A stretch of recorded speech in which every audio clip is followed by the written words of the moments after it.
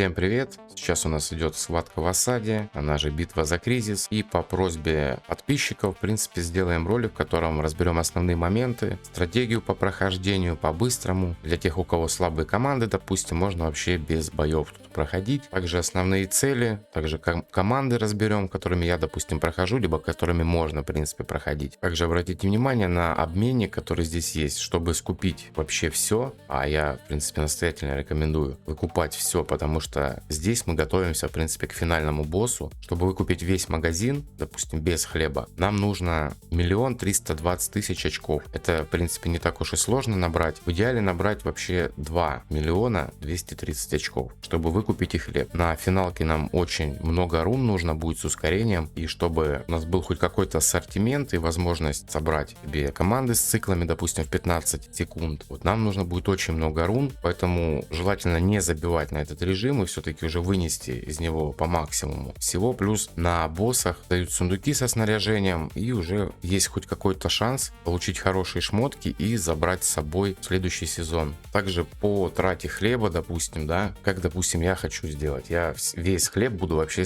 сливать в руны поровну, допустим, на Феникса и на древнее поле битвы. То есть полностью весь хлеб у меня уйдет именно туда. Из сундуков я буду пытаться уже достать, допустим, броня и перчатка. Это по сундучкам. И за счет того, что будет потрачено очень много хлеба, у нас, соответственно, будут накапливаться попытки на сложные данжи усиленные. И уже эти попытки я буду сливать в гарпию, потому что там более высокая вероятность получить хорошее снаряжение с нужными статами за счет камней. Поэтому, в принципе, стратегия такая. Максимально выносим очки, выкупаем хлеб тоже обязательно. Тратим его на руны. Также тут еще руны есть. Фармим непосредственно гарпию на попытки. И из сундучков уже добиваемся броньки, перчатки и так далее из нужных вам сет. Также даже если вы проиграете, вам достаточно набрать 1 200 000 очков, и вы сможете также выкупить абсолютно то же самое, что и победители. То есть магазин вообще не отличается. То есть если вы активно играли и ваш сервер проиграл, то вы вообще ничего не теряете по сути. Если вы проиграли и при этом участвовали неактивно, соответственно, у вас будет магазин урезанный. Также можно перед заходом в бой купить себе ключики для открытия сундучков. Это если у вас очень слабые команды, вы можете просто открывать сундуки и непосредственно там уже на сундучках чисто зарабатывать вот эти очки. Но прям много заработать не получится, все равно уже нужно будет потом вступать в бой, потому что сундуков все меньше и меньше становится. Но для старта, в принципе, стратегия неплохая. То есть за счет этого вы сможете открыть личные цели, получить бафы, и, соответственно, уже даже слабыми командами у вас будет более проще все проходиться. То есть берем бафы, как раз у нас начинают уже сундучки с карты пропадать, и вы можете уже начинать проходить именно своими командами. Ну и также желательно дождаться момента, когда инвентарь именно и наш, и фамильяра будет более такой расширенный. То есть профитнее не прям там с утра бежать, а подождать немного, пока там сервер успеет открыть, и уже потом, допустим, идти забирать награды. Ну что ж, погнали уже в бой, посмотрим, чем там прохожу. Кстати, вот у нас босс открылся второй.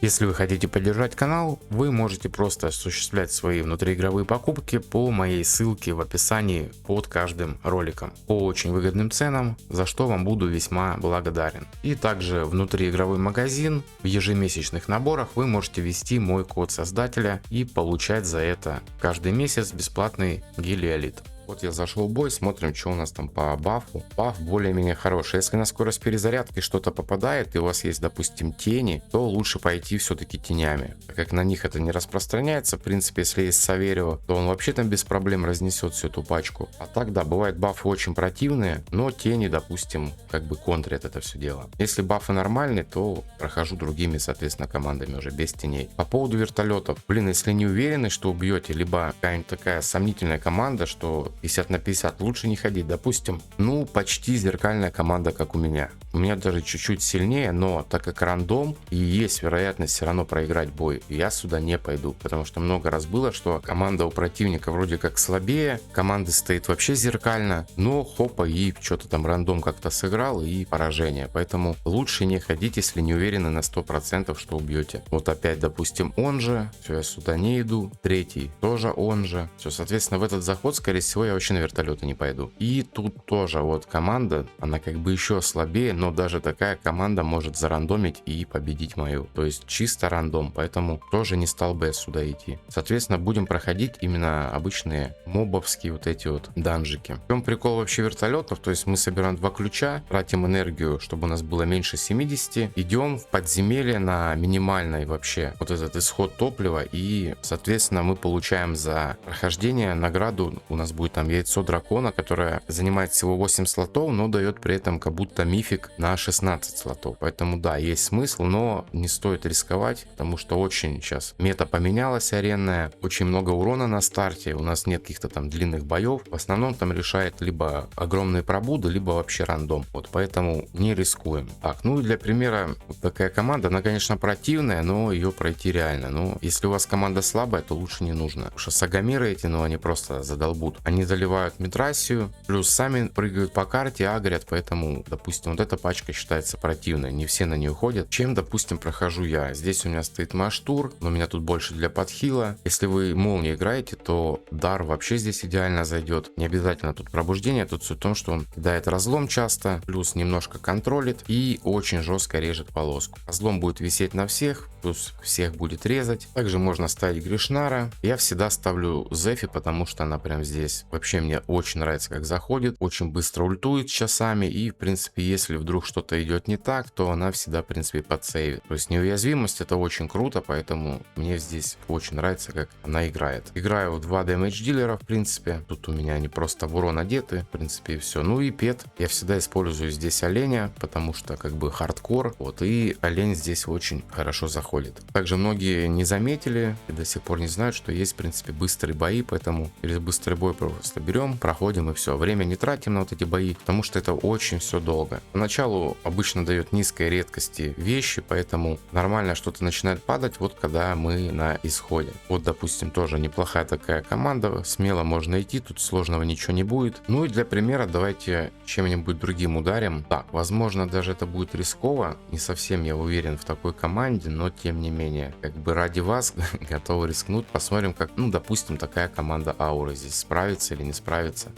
Вообще, это с босса команда тут сопротивление. Давайте фиг с ней, как раз и узнаем, осилят они, не осилят. Ух ты, нифига себе, зря я походу это сделал. А нет, не зря. Но что-то как-то очковенько. Да, у меня здесь Ардред как бы в сопротивление, а не в защиту, поэтому она очень быстро сложилась. Да, даже, короче, через сапру, но все равно мы осилили. То есть берем просто команду свою с воронки, ставим танка нормального, соответственно, не в сопротивление, а обычного хорошего танка. То есть видите, насколько быстро аура тут всех складывает. У нас умер танк, но тем не менее не успели, в принципе, всех раскидать. Также можно ядом играть. Главное, чтобы был танк всегда. Здесь не какой-то масс урон по карте, а здесь именно нормально так болезненно прилетает в танка. В идеале, конечно, ставить каких-нибудь ДДшников, штучки 3, танк и саппорт обязательно с подхилом. Ну и каким-нибудь там жестким сейвом. Так, вот такие команды я бы, наверное, даже не рисковал. Нет, сюда можно, в принципе. Вот там, где Утиор, допустим, и Лильванис, вот на такие лучше вообще не ходить, потому что там будет по-любому какая-нибудь жесть. Вот именно что касается яда, тут все равно нужны будут танки хорошие. Какой-нибудь Гришнар по-любому. Латера сюда ставить не стоит, он милишник, не нужно. А вот что-нибудь типа Лавкача можно Твича еще воткнуть и Серпентемис там как-нибудь по сторонам раскидать. Вот такое что-нибудь можно. Так, а я сюда пойду, пожалуй, своей командой. То есть главное соблюдать именно правило, что должен быть танк, должен быть саппорт, и можно, в принципе, ставить 2-3 ДД там сами. Смотрите, смотря кем уже собрались играть. Так, вот, собственно, моя команда. Вот противная команда врагов. Давайте обычным боем сейчас запустим, посмотрим, что тут, как они вообще проходят. Вот как я про Зефи говорил, она у меня еще в заливе стоит с часами, то есть она сразу очень быстро заливает нас, и мы ультуем. Все тут без проблем вообще проходится. Почему я играю 2 ДД? Просто потому, что мне так спокойнее. Можно поставить и 3, конечно, но за счет того, что есть быстрые бои, в принципе, не важно, сколько там по времени они будут бить, правильно? Главное безопасность. Так, вот, пожалуйста, уже неплохая шмоточка. Забираем. Да, поэтому лучше перестраховаться, взять саппортов помощнее, которые у вас есть с таким большим сейвом, взять каких-нибудь там 2 ДДшника, но в случае с аурой мы не считаем, допустим, Анелизис как дамагера ауры, то есть мы ее будем причислять уже тогда к саппорту, делаете